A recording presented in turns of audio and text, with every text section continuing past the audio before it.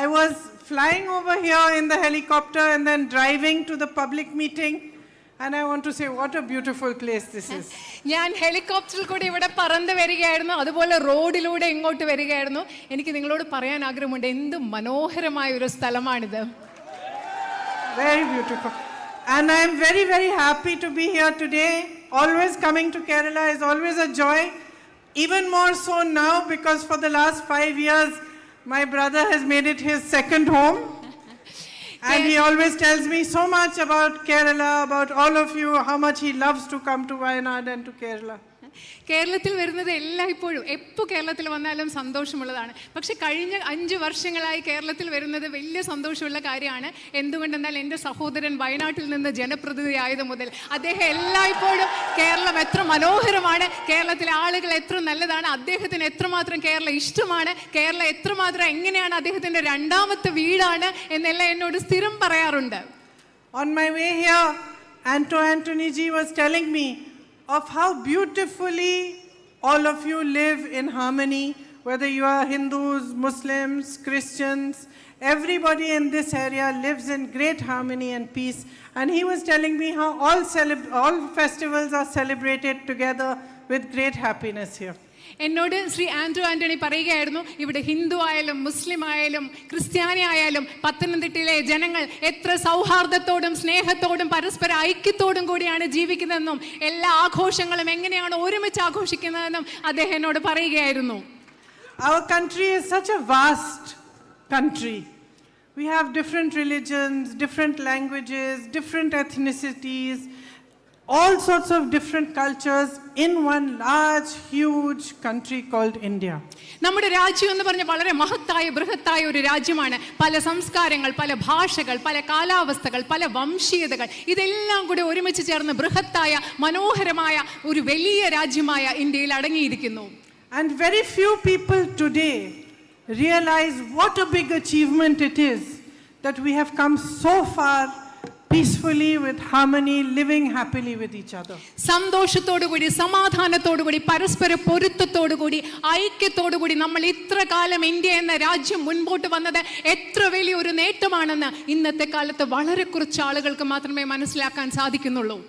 And even less people realize that the single biggest thing that has kept us together and that has ensured steady progress for our country, that differentiated us from all the other countries around our region like Pakistan, Bangladesh, was the fact that we are a democratic country. അത് മാത്രമല്ല, ഈ രാജ്യത്ത് അതിലും വളരെ കുറച്ച് ആളുകൾ മനസ്സിലാക്കുന്ന ഒരു കാര്യം, ബംഗ്ലാദേശ്, പാകിസ്ഥാൻ പോലെയുള്ള നമ്മുടെ മറ്റു രാജ്യങ്ങളിൽ നിന്ന് നമ്മളെ വ്യത്യസ്തമാക്കുന്നത്, നമ്മളെ ഒരുമിപ്പിച്ച് കൊണ്ടുപോകുന്നത്, നമ്മളെ എല്ലാവരും മുൻപോട്ട് കൊണ്ടുപോകുന്നത് ഇന്ത്യയിലെ ജനാധിപത്യമാണ്. ഇന്ത്യ ഒരു ജനാധിപത്യ രാജ്യമാണെന്നുള്ള വസ്തുത വളരെ കുറച്ച് ആളുകൾ മാത്രമേ ഇന്ന് മനസ്സിലാക്കുന്നുള്ളൂ. People say in the opposition, BJP leaders all the time say, what was done in 70 years? I think the greatest achievement in 70 years is visible in the fact that we created a strong and vibrant democratic nation. Look at Pakistan. Look at the country that became free at the same time as us. Where is it and where are we?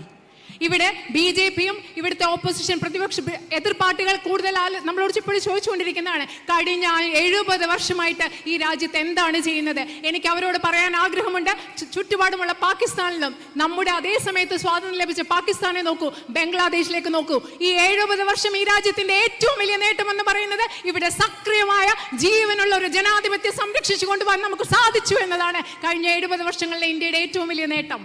Our success as a democratic country over the last 70 years ensured that we have been strong, we have been a united nation, and we have progressed more than all the other nations around us. നമ്മൾ ഒരു ജനാധിപത്യ രാജ്യം എന്ന നിലയിൽ നമ്മുടെ ഇത്രയും നാളത്തെ പ്രവർത്തനം കാണിക്കുന്നത് നമ്മൾ ശക്തമാണ്, നമ്മൾ ഒരുമിച്ച് നിൽക്കുകയാണ്. നമ്മുടെ ചുറ്റുമുള്ള ജനാധിപത്യമില്ലാത്ത മറ്റു രാജ്യങ്ങളിലേക്കാൾ നമ്മൾ വളരെയധികം മുൻപോട്ട് സമൃദ്ധമായി മുൻപോട്ട് പോയിട്ടുണ്ട് എന്നാണ് നമ്മുടെ ജനാധിപത്യം കഴിഞ്ഞ വർഷങ്ങളിൽ നമ്മളെ കാണിച്ചു തരുന്നത്.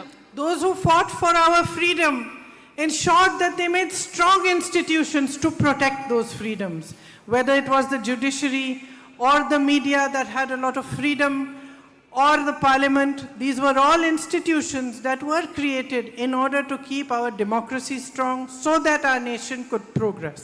നമ്മുടെ രാജ്യത്തെ ജനാധിപത്യം രാജ്യമാക്കി മാറ്റിയ മനുഷ്യർ, ഇവിടെ ജനാധിപത്യം സ്ഥാപിക്കാൻ താല്പര്യമെടുത്ത മനുഷ്യർ, ജുഡീഷ്യറി, നമ്മുടെ നിയമ സംവിധാനം, മാധ്യമങ്ങൾ, അതുപോലെ മറ്റെല്ലാ സംവിധാനങ്ങളെയും ഈ രാജ്യത്തെ ജനാധിപത്യം ശക്തിപ്പെടുത്താൻ വേണ്ടിയാണ് അവർ ഈ സ്ഥാപനങ്ങൾ ഇവിടെ ഉണ്ടാക്കിയത്. We are proud of the constitution we have, which gives an equal right of citizenship in our country to a poor farmer in a far off village somewhere and to the prime minister of the country or to anybody else in the nation.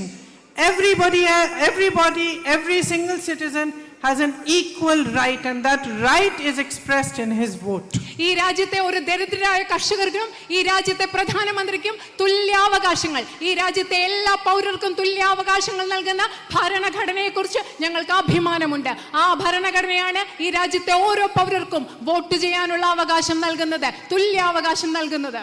Our constitution protected every religion, every caste, had provisions for the protection of each and every single citizen of our nation. ഈ രാജ്യത്തെ എല്ലാ പൗരർക്കും എല്ലാ മതങ്ങളെയും എല്ലാ ജാതികളെയും എല്ലാ മനുഷ്യരെയും തുല്യമായി സംരക്ഷിക്കാനുള്ള വ്യവസ്ഥകൾ നമ്മുടെ ഭരണഘടനയിലുണ്ട്. So where are we today?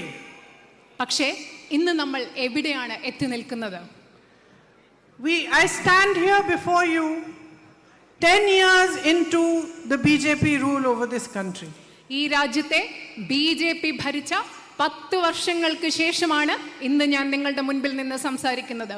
Prime Minister Narendra Modi has been our Prime Minister for 10 whole years. 10 വർഷങ്ങൾ, കഴിഞ്ഞ 10 വർഷങ്ങൾ പ്രധാനമന്ത്രി നരേന്ദ്രമോദി ആയിരുന്നു നമ്മുടെ പ്രധാനമന്ത്രി. In these 10 years, almost every institution that was created to protect our democracy, that was created to uphold your rights, has been weakened or almost destroyed. ഈ കഴിഞ്ഞ 10 വർഷങ്ങളിൽ രാജ്യത്തെ ജനാധിപത്യം സംരക്ഷിക്കാൻ വേണ്ടി സ്ഥാപിച്ച എല്ലാ സ്ഥാപനങ്ങളും, ഈ രാജ്യത്തെ ജനങ്ങളുടെ അവകാശങ്ങൾ സംരക്ഷിക്കാൻ വേണ്ടി സ്ഥാപിക്കപ്പെട്ട എല്ലാ സ്ഥാപനങ്ങളും ഒരുപക്ഷെ ദുർബലമാക്കപ്പെട്ടിരിക്കുന്നു, അല്ലെങ്കിൽ പൂർണ്ണമായി തന്നെ നശിപ്പിക്കപ്പെട്ടിരിക്കുന്നു. Our media is almost completely controlled by extremely rich friends of the Prime Minister who also control a large sector of the industry of our nation. പ്രധാനമന്ത്രിയുടെ അതിസമ്പന്നരായ സുഹൃത്തുക്കളാണ് ഈ രാജ്യത്തെ മാധ്യമങ്ങളെ നിയന്ത്രിക്കുന്നത്. അവർ തന്നെയാണ് ഈ രാജ്യത്തെ ഒരുമാതിരി എല്ലാ വ്യവസായങ്ങളും അവരുടെ കയ്യിലാണ്. Our judiciary is bullied. നമ്മുടെ ജുഡീഷ്യറിയെ അവർ ഭീഷണിപ്പെടുത്തുകയാണ്. Every agency of the government is utilized to extort money and to harass and bully those who are against the government. ഗവൺമെന്റിനെതിരെയുള്ളവരെ ഭീഷണിപ്പെടുത്താനും അവരുടെ കയ്യിൽ നിന്ന് പണം കൊള്ളയടിക്കാൻ വേണ്ടി ഗവൺമെന്റിന്റെ ഓരോ ഏജൻസിയെയും സ്ഥാപനത്തെയും അവർ ദുരുപയോഗം ചെയ്യുകയാണ്. The Prime Minister and his colleagues speak about changing the Constitution of India. പ്രധാനമന്ത്രിയും അദ്ദേഹത്തിന്റെ സഹപ്രവർത്തകരും ഇന്ത്യൻ ഭരണഘടനയെ മാറ്റുന്നതിനെ കുറിച്ചാണ് സംസാരിച്ചു കൊണ്ടിരിക്കുന്നത്. That constitution which exists to protect your freedoms. നിങ്ങളുടെ സ്വാതന്ത്ര്യത്തെ, അവകാശങ്ങളെ സംരക്ഷിക്കാനുള്ള ഭരണഘടനയെ മാറ്റുന്നതിനെ കുറിച്ചാണ് പ്രധാനമന്ത്രി സഹപ്രവർത്തകർ സംസാരിക്കുന്നത്. They want to weaken your participation in our democracy. They want to weaken you. നിങ്ങളെ ദുർബലപ്പെടുത്താൻ അവർ ആഗ്രഹിക്കുന്നു.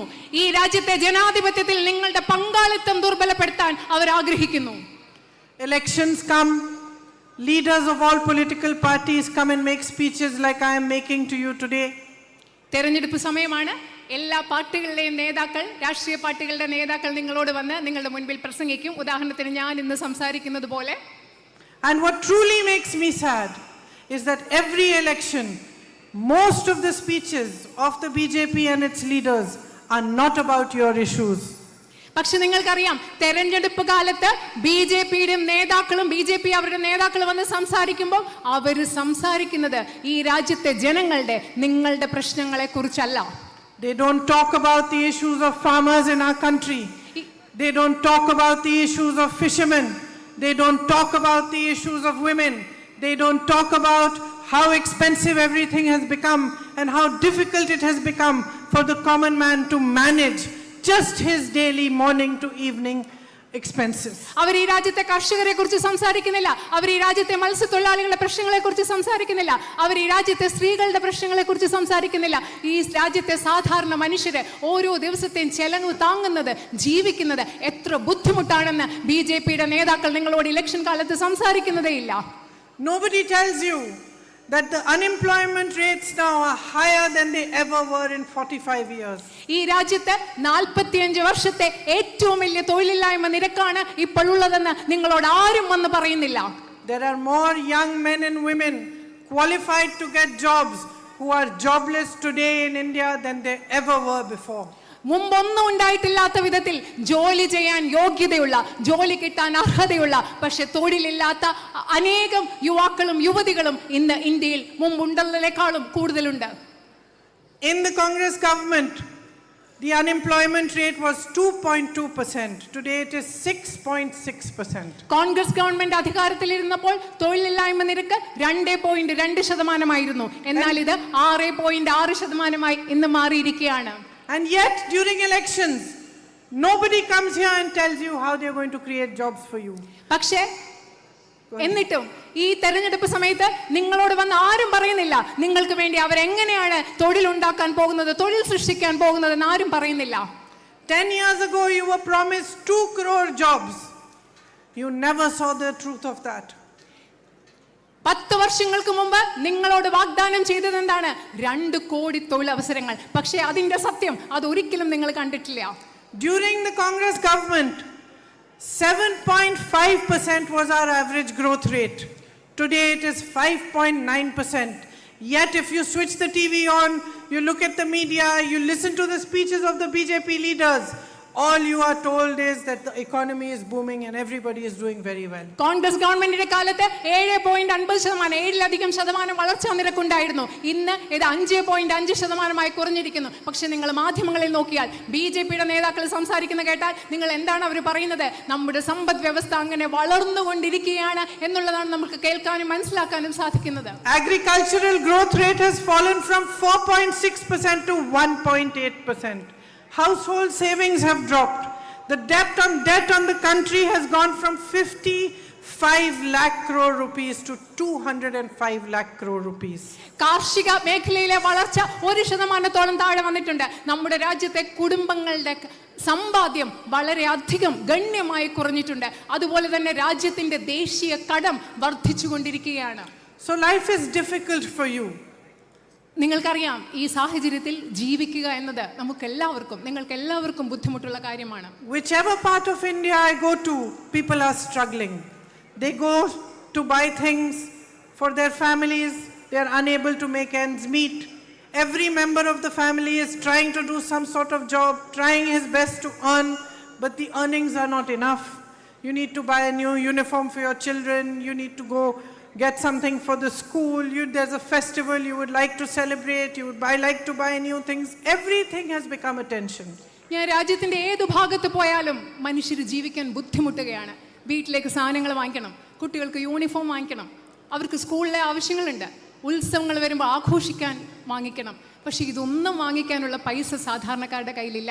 മനുഷ്യർ ജീവിക്കാൻ ഈ രാജ്യത്തിന്റെ പല ഭാഗത്തും ബുദ്ധിമുട്ടുകയാണ്. Here in Kerala, petrol and diesel prices are the highest in the whole country. ഈ രാജ്യത്ത് പെട്രോളിനും ഡീസലിനും ഏറ്റവും കൂടുതൽ വിലയുള്ളത് കേരളത്തിലാണ്. You're not getting fair price for your paddy. നിങ്ങൾക്ക് നെല്ലിന് ന്യായമായ വില ലഭിക്കുന്നില്ല. Fishermen are struggling with no support from the center or the state. കേന്ദ്ര ഗവൺമെന്റിൽ നിന്നും സംസ്ഥാന ഗവൺമെന്റിൽ നിന്നും യാതൊരു പിന്തുണയും ഇല്ലാതെ കേരളത്തിലെ മത്സ്യത്തൊഴിലാളികൾ വളരെയധികം ബുദ്ധിമുട്ടുകയാണ്. And 1 in 3 young men and women are unemployed in Kerala. 3 പേരിൽ ഒരാൾ എന്ന രീതിയിൽ കേരളത്തിലെ യുവതി യുവാക്കൾക്ക് തൊഴിലില്ലാത്ത സാഹചര്യമാണ് ഇന്നുള്ളത്. On top of that, you have a state government in which all the jobs go to party workers and the average person never sees the light of a job. അതുമാത്രമല്ല, ഇതിനെല്ലാം ഉപരിയായിട്ട് ഏതു ജോലി ഉണ്ടെങ്കിലും അവരുടെ പാർട്ടി പ്രവർത്തകർക്ക് മാത്രം കൊടുക്കുന്ന ഒരു ഗവൺമെന്റ് ആണ് കേരളത്തിലുള്ളത്. ഇവിടുത്തെ സാധാരണ മനുഷ്യർക്ക് ജോലി കിട്ടാനുള്ള ഒരു സാഹചര്യവും ഇവിടെയില്ല.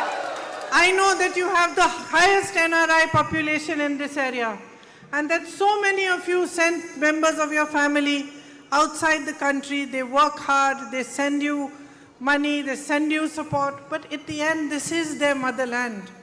If they had a choice, they would rather have lived here with you, stayed with you, and worked over here.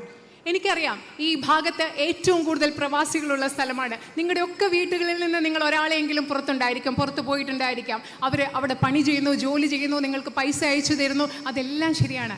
പക്ഷേ അവരുടെ മുന്നിൽ ഒരു മാർഗം ഉണ്ടായിരുന്നെങ്കിൽ അവർ ഈ നാട് വിട്ടു പോയില്ലായിരുന്നു. അവർക്കിവിടെ ജോലി കിട്ടുമായിരുന്നെങ്കിൽ അവർ ഈ നാട് വിട്ടു പോയില്ലായിരുന്നു. കാരണം അത് ഇവരുടെ മാതൃഭൂമിയാണ്, ജനിച്ച നാടാണ്. അതാണ് ഇവിടുത്തെ യാഥാർത്ഥ്യം.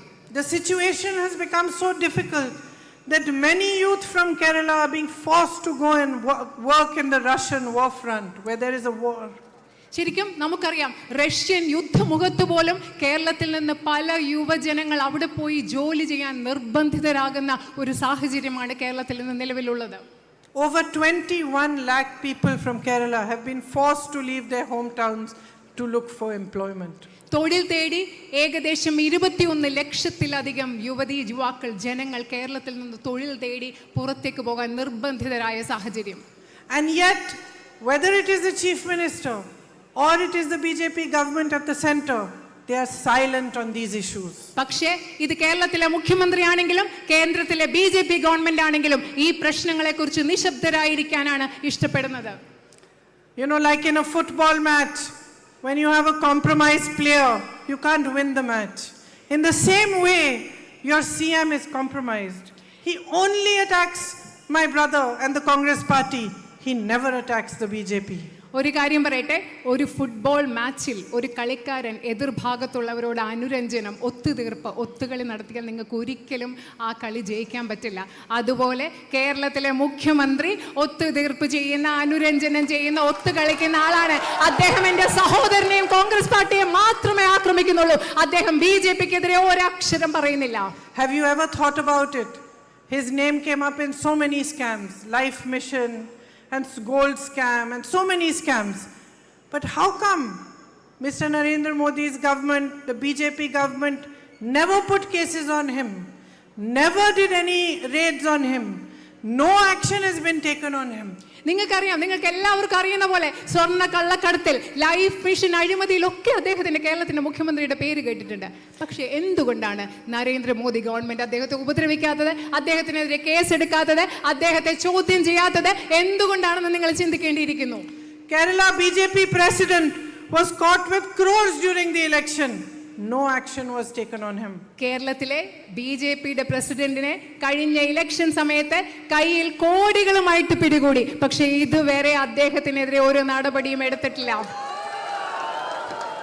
One man walked from Kanyakumari to Kashmir to beg this country to unite, to show you the way that was the way of Gandhiji, the way of peace, the way of harmony, the way of progress.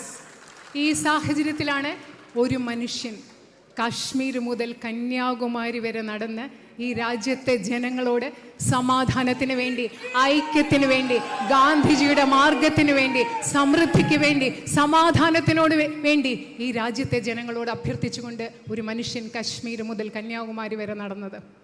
He spoke to you, he mingled with you, he asked you what your problems are, he understood the greatest suffering today is being caused by unemployment and price rise. He spoke about these issues and he continues to speak about these issues. അദ്ദേഹം ഈ നടന്ന സമയത്ത് നിങ്ങളോട് സംസാരിച്ചു, നിങ്ങളോട് ഇടപഴകി, നിങ്ങളുടെ പ്രശ്നങ്ങൾ എന്താണെന്ന് അദ്ദേഹം ചോദിച്ചു, നിങ്ങളുടെ പ്രശ്നങ്ങൾ എന്താണെന്ന് അദ്ദേഹം മനസ്സിലാക്കി. ഈ പ്രശ്നങ്ങളെക്കുറിച്ച് അദ്ദേഹം സംസാരിച്ചു. അതുമാത്രമല്ല, ഇന്നും ഈ രാജ്യത്തെ ജനങ്ങളുടെ പ്രശ്നങ്ങളെക്കുറിച്ച് അദ്ദേഹം സംസാരിച്ചുകൊണ്ടേയിരിക്കുന്നു. അതുമാത്രമല്ല, ഈ രാജ്യത്തെ ഏറ്റവും വലിയ പ്രശ്നം തൊഴിലില്ലായ്മയാണെന്നും അദ്ദേഹം മനസ്സിലാക്കി.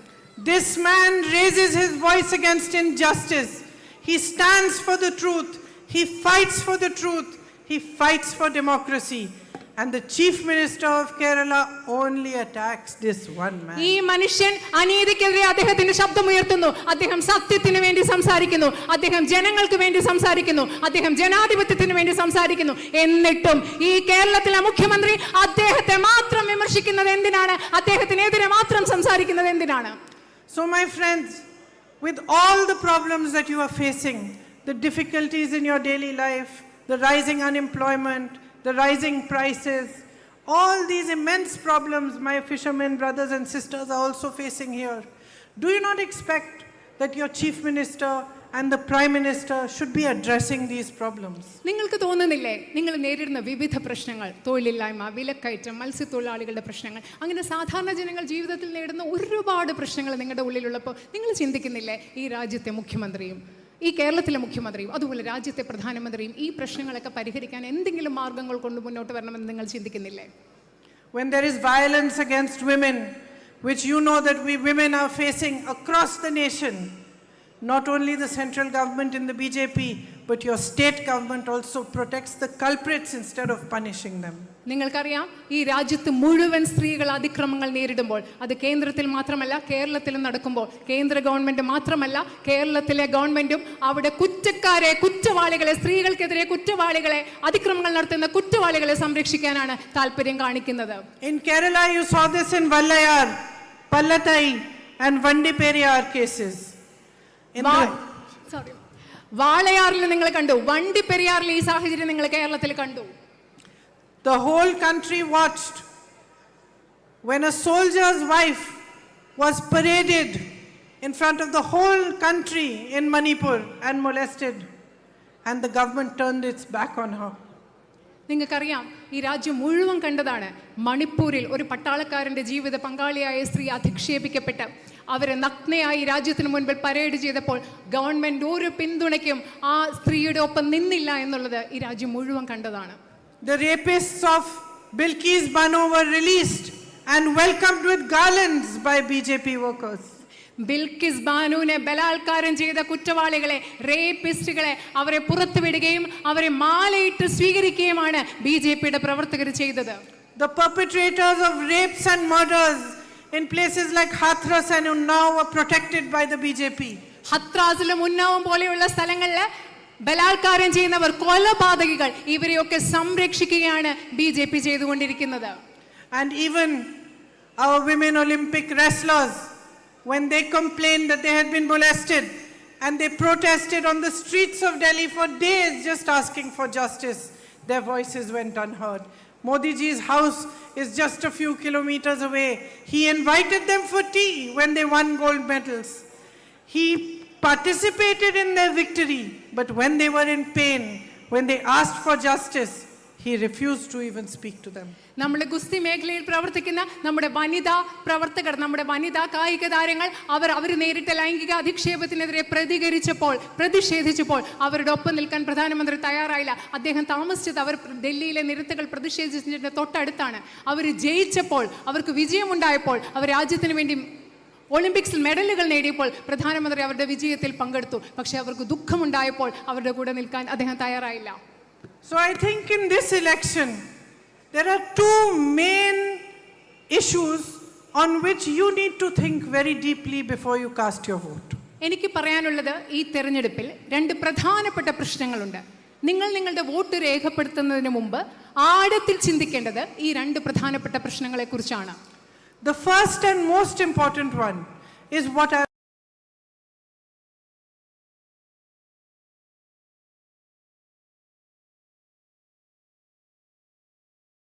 was talking about before, is that we are now in a fight to protect the democracy of our country. ആദ്യത്തെ പ്രധാന പ്രശ്നം എന്ന് പറഞ്ഞത് ഞാൻ നിങ്ങളോട് മുമ്പ് പറഞ്ഞതാണ്. നമ്മുടെ രാജ്യത്തെ ജനാധിപത്യം സംരക്ഷിക്കാനുള്ള ഒരു പോരാട്ടത്തിലാണ് നമ്മൾ എന്നിപ്പോൾ. നിങ്ങൾ ആദ്യം ഓർക്കേണ്ടത് അതാണ്. Today you are not only voting for Sri Anto Antony. You are not only voting for the Congress party. Today when you cast your vote, you are voting for the democracy of this country, to save it.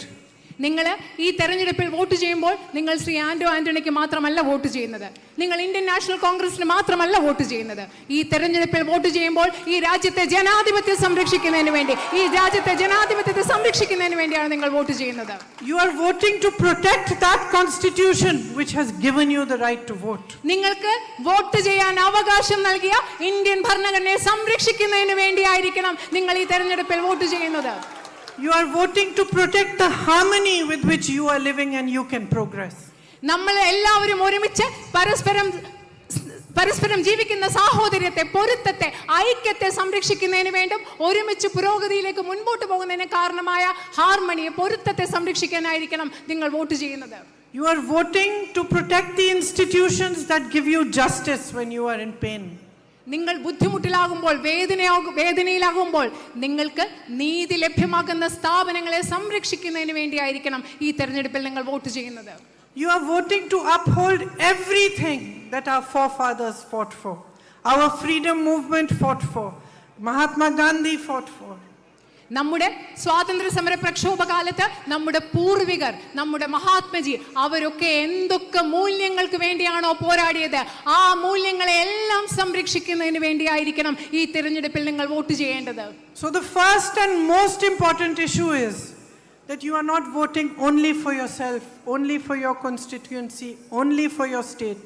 You are actually going to cast this vote in the name of everything that India has stood for until today. ഇതിൽ ഏറ്റവും പ്രധാനപ്പെട്ട കാര്യം എന്ന് പറയുന്നത്, നിങ്ങൾ ഈ vote ചെയ്യുന്നത് നിങ്ങൾക്ക് വേണ്ടി മാത്രമല്ല, നിങ്ങളുടെ മണ്ഡലത്തിന് വേണ്ടി മാത്രമല്ല, നിങ്ങളുടെ സംസ്ഥാനത്തിന് വേണ്ടി മാത്രമല്ല, പക്ഷേ ഈ രാജ്യം പ്രധാനമായി മഹത്തരമായി കാണുന്ന എല്ലാ മൂല്യങ്ങൾക്കും വേണ്ടിയാണ്, ഈ രാജ്യത്തിന് വേണ്ടിയാണ് ഈ തെരഞ്ഞെടുപ്പിൽ നിങ്ങൾ വോട്ട് ചെയ്യാൻ പോകുന്നത്. Now the second thing that is the most important is that you need to redirect the focus of Indian politics towards issues that matter to you. അതുമാത്രമല്ല, ഈ തെരഞ്ഞെടുപ്പിലെ രണ്ടാമത്തെ പ്രധാന കാര്യം എന്ന് പറയുന്നത്, ഇന്ത്യൻ രാഷ്ട്രീയത്തിന്റെ ശ്രദ്ധ ഈ രാജ്യത്തെ ജനങ്ങളെ ബാധിക്കുന്ന പ്രശ്നങ്ങളിലേക്ക് തിരിച്ചുവിടാനുള്ള ഉത്തരവാദിത്തം ഈ തെരഞ്ഞെടുപ്പിൽ നിങ്ങൾക്കുണ്ട്. You need to force every politician, whichever party he or she belongs to come here on this stage and tell you what are they going to do for you. നിങ്ങൾ എല്ലാ പാർട്ടിയിലെയും, ഏത് പാർട്ടിയിലെയും രാഷ്ട്രീയ പ്രവർത്തകരാവട്ടെ, അവർ ഈ സ്റ്റേജിൽ വന്ന് ഇവിടെ നിന്ന് സംസാരിക്കുമ്പോൾ നിങ്ങൾ അവരെ നിർബന്ധിക്കണം, ഞങ്ങൾക്ക് വേണ്ടി നിങ്ങൾ എന്താണ് ചെയ്യാൻ പോകുന്നതെന്ന് ഞങ്ങളോട് പറയണം എന്ന് നിങ്ങൾ അവരെ നിർബന്ധിക്കണം. How are they going to help you face rising prices? How are they going to help you get employment? How are they going to help the women of India to stand up on their own feet? You need to ask hard questions and you need to compel them to give you answers. നിങ്ങൾ വളരെ ബുദ്ധിമുട്ടുള്ള ചോദ്യങ്ങൾ ഇവിടുത്തെ രാഷ്ട്രീയക്കാരോട് ചോദിക്കണം. ഈ രാജ്യത്തെ വർദ്ധിച്ചു വരുന്ന വിലക്കയറ്റം തടയാൻ നിങ്ങൾ എന്ത് ചെയ്യാൻ പോകുന്നു? ഈ രാജ്യത്തെ തൊഴിലില്ലായ്മയെ നേരിടാൻ നിങ്ങൾ എന്ത് ചെയ്യാൻ പോകുന്നു? ഈ രാജ്യത്തെ സ്ത്രീകളെ സ്വന്തം കാലിൽ നിൽക്കാൻ പര്യാപ്തമാകാൻ നിങ്ങൾ എന്ത് ചെയ്യാൻ പോകുന്നു എന്ന് അവരോട് ചോദിച്ച് അവരിൽ നിന്ന് ഉത്തരങ്ങൾ നിങ്ങളെ നൽകാൻ അവരെ നിങ്ങൾ നിർബന്ധിക്കണം. That's why in this election the Congress party sweet come here come here come here come with me here come on. Yeah tell him to come here carefully what is his name? മോനെ പേരെന്താ? He's not listening. Come.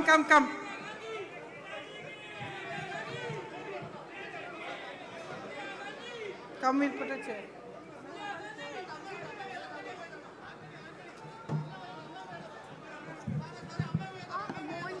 Come sit. ആ കുഞ്ഞിന്റെ പേരെന്താന്നറിയോ? Got his own chair. പേരെന്താ? Ma'am, he's Anthony. Okay. He's Anthony. Sorry, small interruption. ചെറിയൊരു തടസ്സം, ചെറിയൊരു ഇടവേള, ക്ഷമിക്കണം.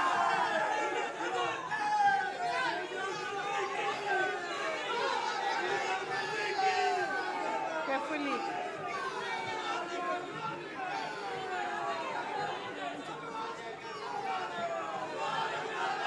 Madam, you can garland here.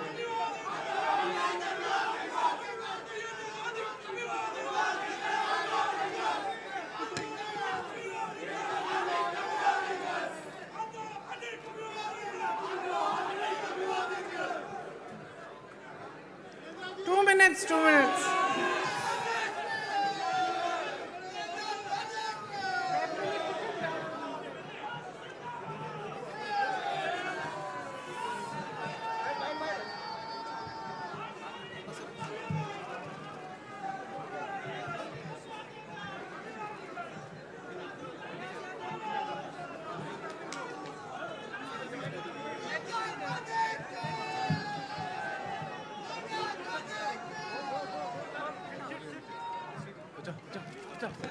Come, you sit at the back. He's getting. Please sit down.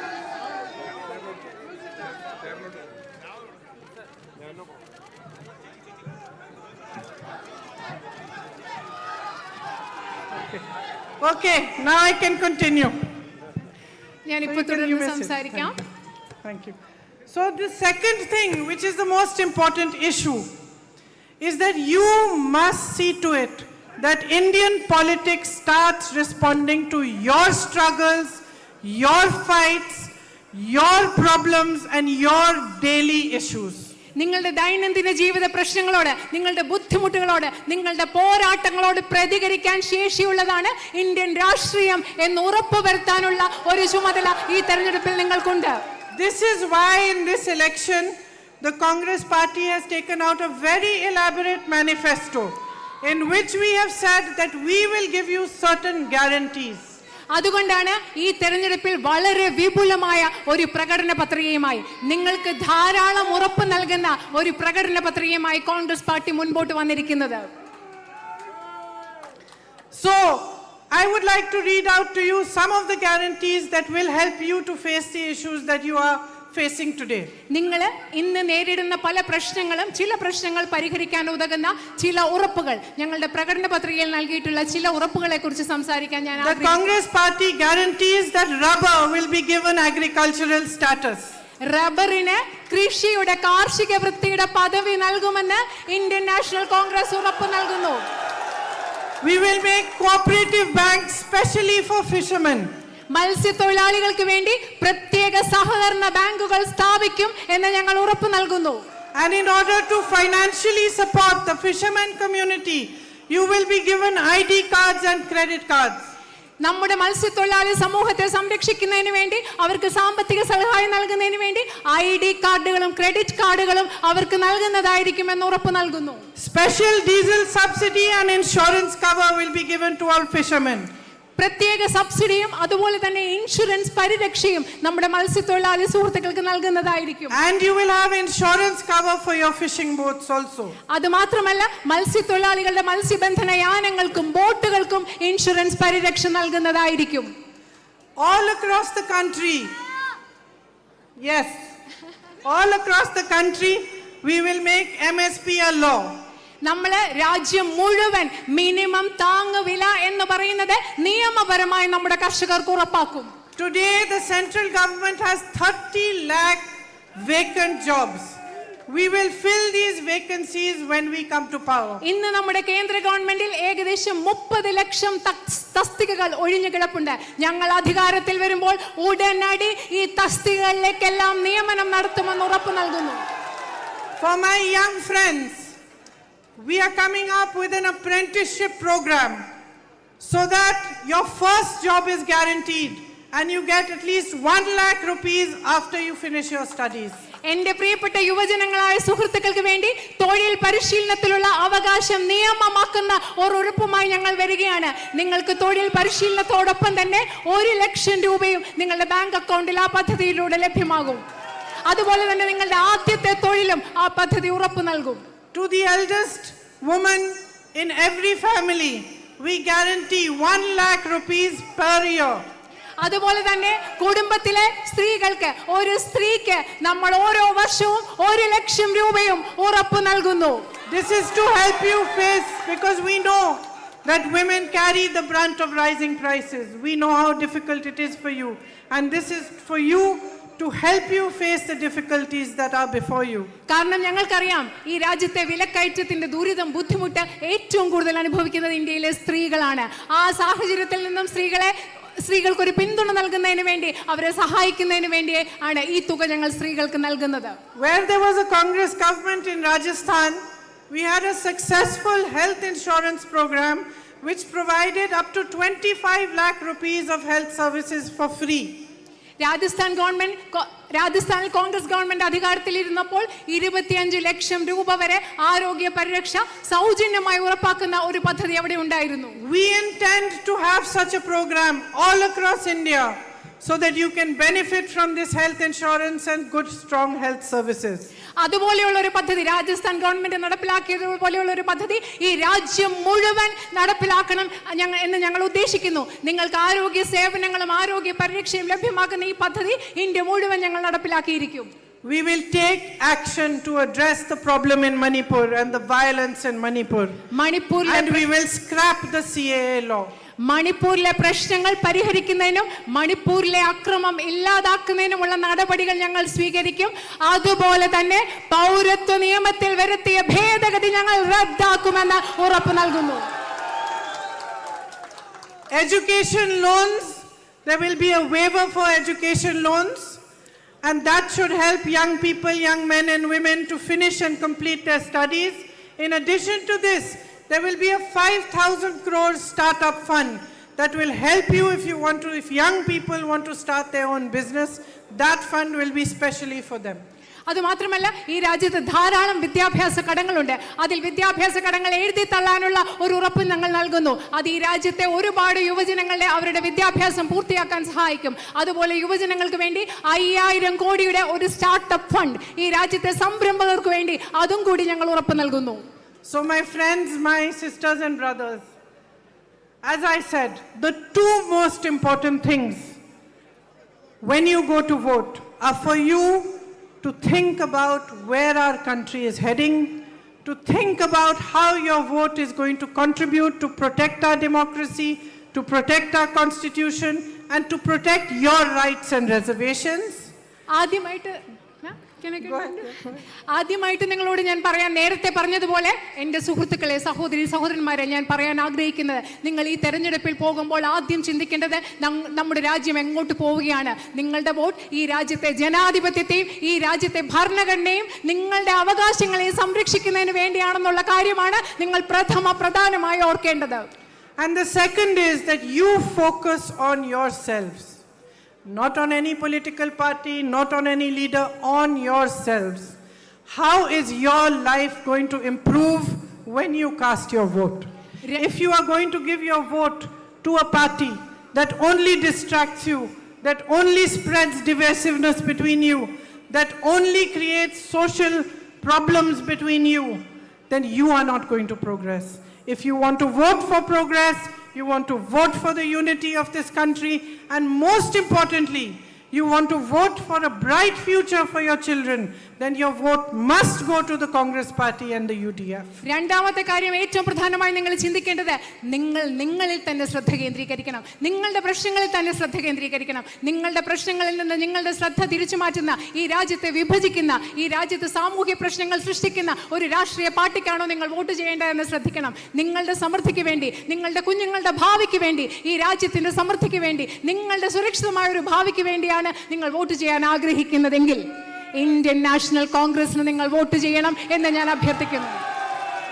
Because as I said, this election must be an election about you, the people of India.